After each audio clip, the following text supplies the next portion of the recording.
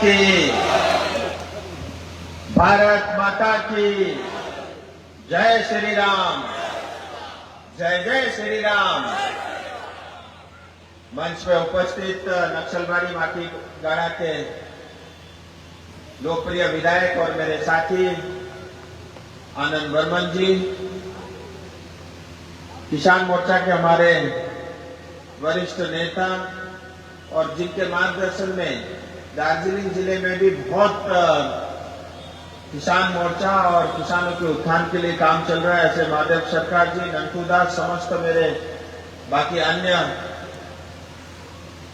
साथीगण और medical college की जनता। मैं दूसरी बार कैंडिडेट बनने का मौका मिला, इसके लिए आपका बहुत धन्यवाद, क्योंकि आपने 2019 में भी जिताया, 2021 में भी जिताया और इस बार 2024 में फिर मोदी जी ने एक बार फिर मुझे आपके पास भेजा आपकी सेवा करने के लिए। और मैं फर्जी आदमी नहीं हूं टीएमसी की तरह, और जब मैं राजनीति में हूं तो भी मेरा ये प्रयास रहता है कि मैं अपने लोगों की ज्यादा से ज्यादा सेवा करूं। और मुझे बताते हुए खुशी है कि पिछले 5 साल के अंदर में सिर्फ दार्जिलिंग जिले के लिए पीने की पानी के लिए 4500 करोड़ रुपए मिला, 4500 करोड़ रुपया, हर घर जल।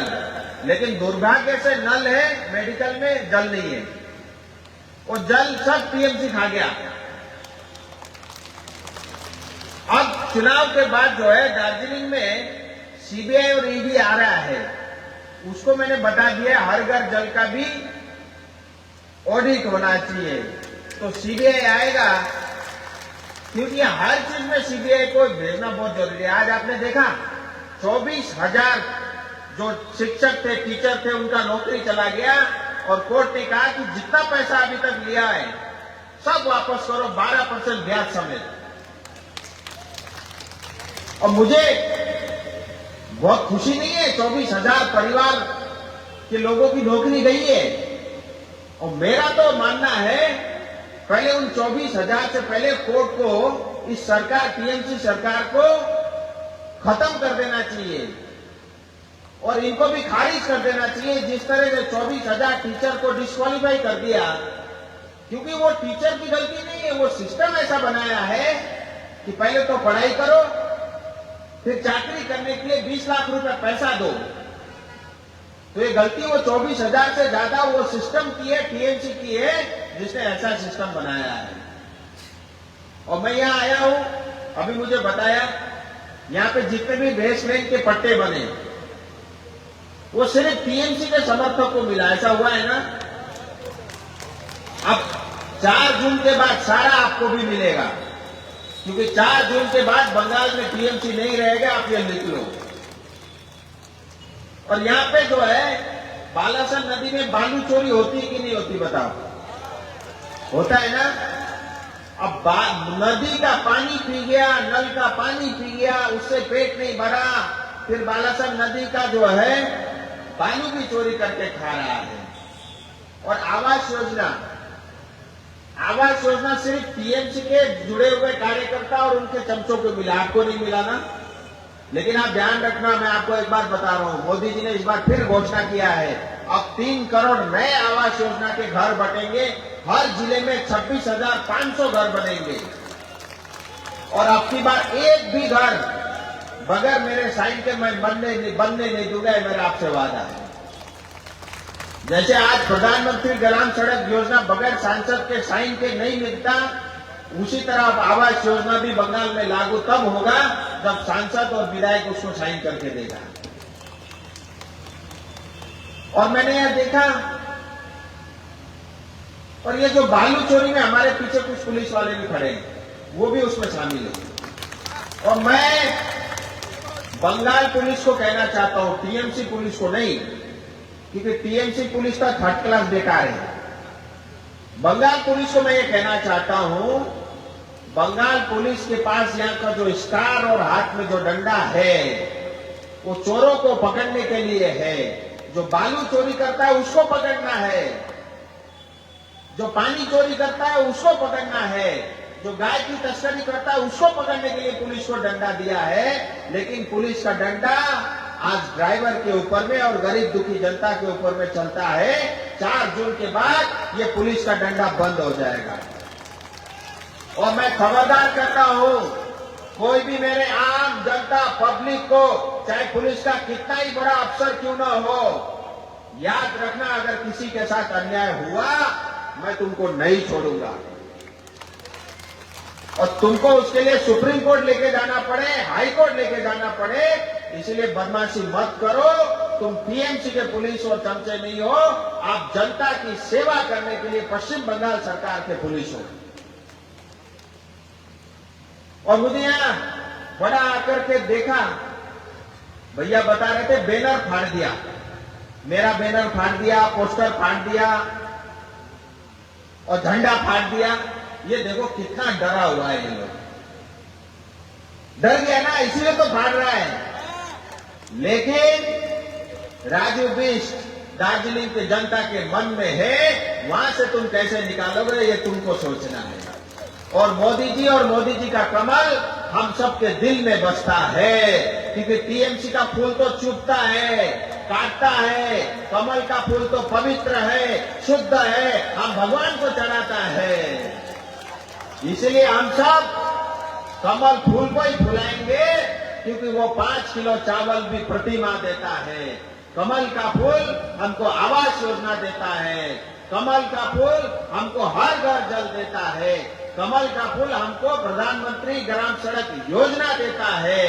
कमल का फूल आपको जान के खुशी होगी, आज बालासन से लेकर के सेवक तक 12 किलोमीटर का 4 लेन का एलिवेटेड हाईवे शुरू हो गया। आपने देखा, शुरू हो गया ने 1000 करोड़ रुपया मोदी जी ने दिया है।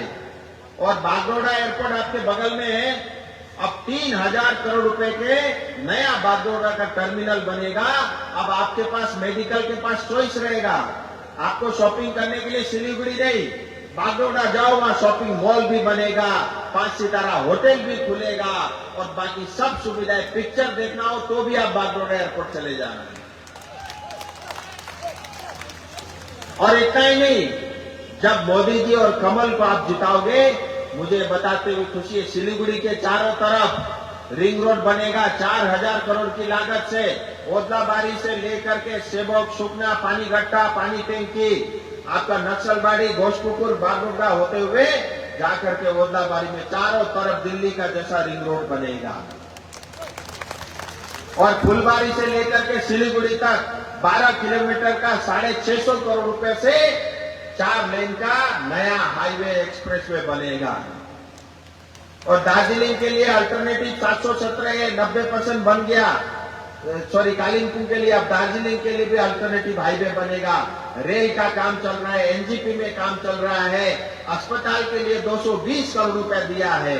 और मुझे ये बताते हुए बड़ी खुशी है कि पिछले 5 साल में मोदी जी के नेतृत्व में सिर्फ दार्जिलिंग में 50,000 करोड़ के केंद्र की योजनाएं चल रही है। और जब दूसरी बार मैं आपकी सेवा करूंगा, मैंने 2-3 चीजें रखी है। पहला, स्वास्थ्य व्यवस्था। ये मेडिकल कॉलेज का अवस्था और टीएमसी का अवस्था सेम है, ये भी मरा हुआ है, वो भी मरा हुआ है। और अब हमने ये तय किया है कि सिलीगुड़ी में 500 बेड का नया मेडिकल कॉलेज और ईएसआई का अस्पताल केंद्र सरकार खोलेगी। और सारे जिले के और हमारे ब्लॉक लेवल के जो अस्पताल होते हैं, उसमें और पैसा लगा के उसको और ठीक करेंगे।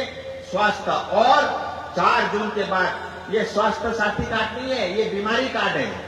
वो स्वास्थ्य नहीं है, बीमारू कार्ड है और वो काम नहीं करता है। और आपको जो है 4 जून के बाद आयुष्मान भारत कार्ड मिलेगा। 5 लाख रुपए तक कहीं भी जाओ देश में, किसी भी अस्पताल में जाओ, मुफ्त में, फ्री में आपका इलाज होगा। वो 4 जून बाद लागू हो जाएगा। और इतने तमाम चीजें हो रही है, तो स्वास्थ्य को लेकर के ये है।